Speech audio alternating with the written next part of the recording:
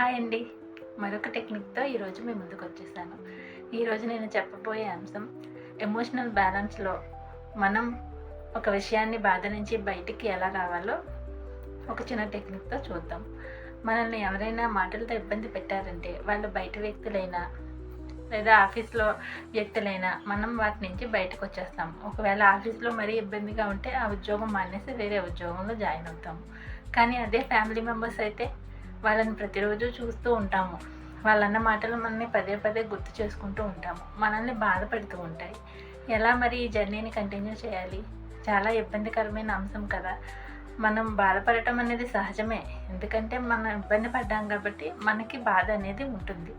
కానీ ఈ బాధ నుంచి బయటపడకపోతే నష్టపోయేది కూడా మనమే.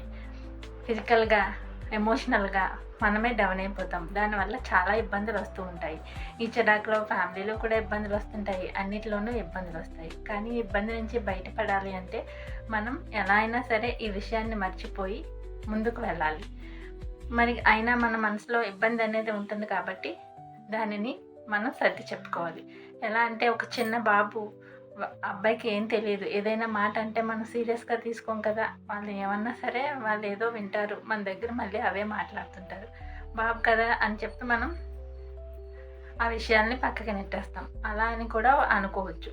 కొన్ని సందర్భాల్లో మనకు అనిపిస్తూ ఉంటుంది వాళ్ళ చిన్నపిల్లలు కాబట్టి ఓకే, వాళ్ళకి తెలియదు అన్నారు, మనం పట్టించుకోలేదు. మరి వీళ్ళకి పెద్దవాళ్ళు కదా, అన్నీ తెలుసు కదా, వీళ్ళు అన్నారు అని మనం బాధపడుతూ ఉంటాము. అయినప్పటికీ మనం ఈ విషయం నుంచి బయటికి రావటం అనేది మనకు అవసరం కాబట్టి మనం ఇంకో విధంగా కూడా చెప్పొచ్చు. మన బంధువుల ఇళ్లలోనో మన స్నేహితుల ఇళ్లలోనో బ్రెయిన్ డెవలప్మెంట్ లేని పిల్లల్ని చూసే ఉంటాం కదా. వాళ్ళు పైకి మామూలుగానే పెద్దవాళ్ళలానే ఉంటారు. మాట్లాడినప్పుడు వాళ్ళతో కొంత సమయం గడిపినప్పుడు మనకు తెలుస్తుంది వాళ్ళ బ్రెయిన్ డెవలప్మెంట్ చాలా తక్కువగా ఉందని, వాళ్ళకి డిజబిలిటీ ఉందని. వాళ్ళు మాట్లాడిన మాటలు కూడా మనం పట్టించుకోము. డెవలప్మెంట్ అనేది లేదు కాబట్టి వాళ్ళకి తెలీదు, మాట్లాడారు అని చెప్పి వాళ్ళు ఏం మాట్లాడినా మనం వదిలేస్తుంటాము.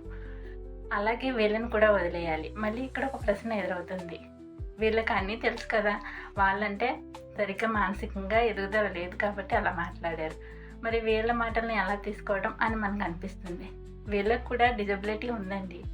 Emotional disability, personality disability, behavioural disability.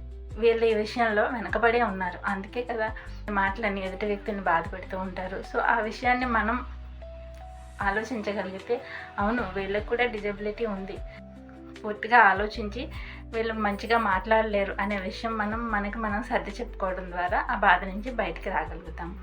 ఈ టెక్నిక్లో మనకి నచ్చింది ఏదో ఒక టెక్నిక్ని మనం ప్రిపేర్ చేసుకొని మన ఆ బాధ నుంచి బయటకు వచ్చేయడం అనేది మనకి అవసరం. మన లైఫ్లో మన పర్పస్ కోసం మనం ముందుకు వెళ్ళాలంటే, మనం హ్యాపీగా లైఫ్ని లీడ్ చేయాలంటే ఇలాంటి విషయాల్లో బ్యాలెన్స్ అనేది చాలా అవసరం అవుతుంది. ఈ టెక్నిక్ని మనం అందరం ఉపయోగించుకొని హ్యాపీగా ఆనందంగా ఉందాం. Thank you.